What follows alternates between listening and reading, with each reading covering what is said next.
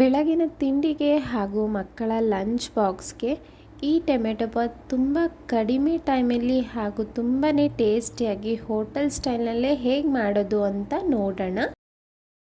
ಎಲ್ಲರಿಗೂ ಸವಿತಾಸ್ ಹೋಮ್ ಕಿಚನ್ಗೆ ಸ್ವಾಗತ.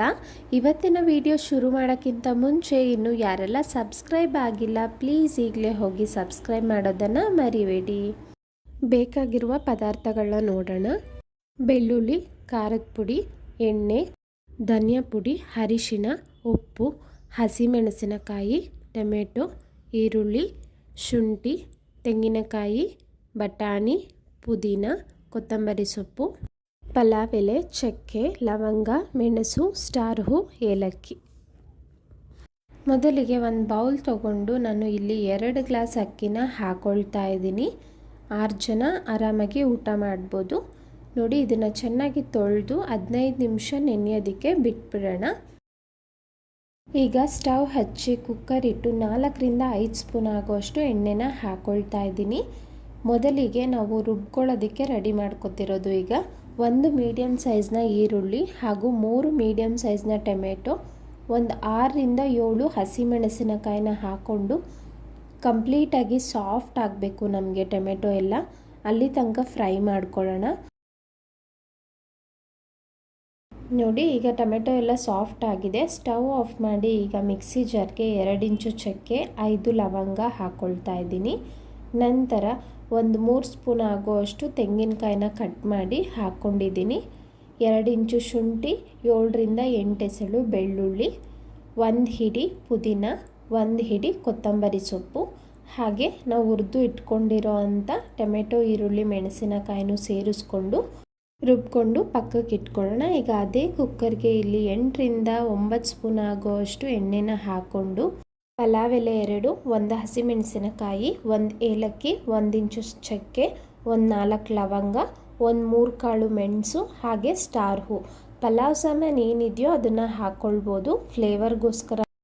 ಅದು ಒಂದು 30 ಸೆಕೆಂಡ್ ಆದ ನಂತರ 1 ಈರುಳ್ಳಿನ ಕಟ್ ಮಾಡಿಕೊಂಡು ಸೇರಿಸ್ಕೊಂಡಿದ್ದೀನಿ. ಅದೊಂಚೂರು ಫ್ರೈ ಆದ ನಂತರ ಇಲ್ಲಿ 2 ಮೀಡಿಯಮ್ ಸೈಜ್ನ ಟೊಮೆಟೊನ ಕಟ್ ಮಾಡಿ ಹಾಕ್ಕೊಳ್ತಾ ಇದ್ದೀನಿ. ಇದು ಹುಳಿ ಇರೋ ಟೊಮೆಟೊ.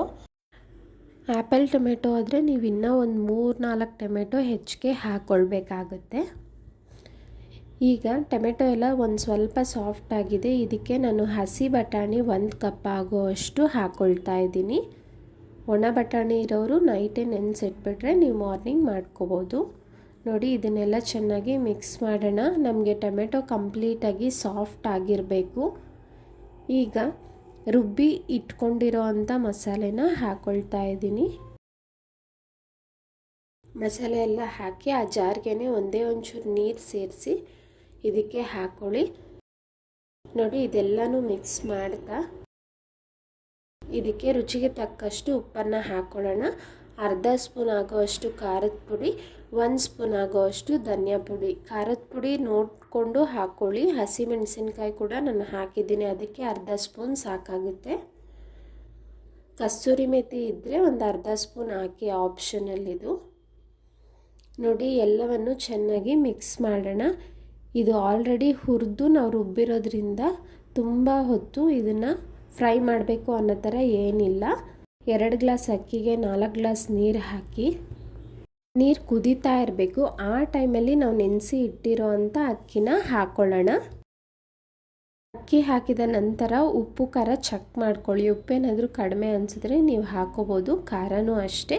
ಈಗ ಕುಕ್ಕರ್ನ ಮುಚ್ಚಿಡೋಣ.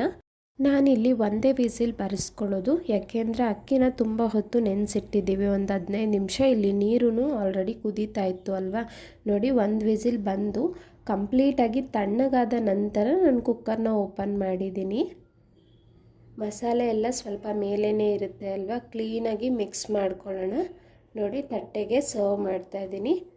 ತುಂಬ ಚೆನ್ನಾಗಿತ್ತು. ಉಪ್ಪು ಖಾರ ಮಸಾಲೆ ಎಲ್ಲ ಪರ್ಫೆಕ್ಟಾಗಿತ್ತು. ಟೊಮೆಟೊ ಬಾತ್ಗೆ ನಾವು ಚಟ್ನಿ ಆದರೂ ಮಾಡ್ಕೋಬೋದು ಅಥವಾ ಮೊಸರು ರೈತ ಆದರೂ ಮಾಡ್ಬೋದು.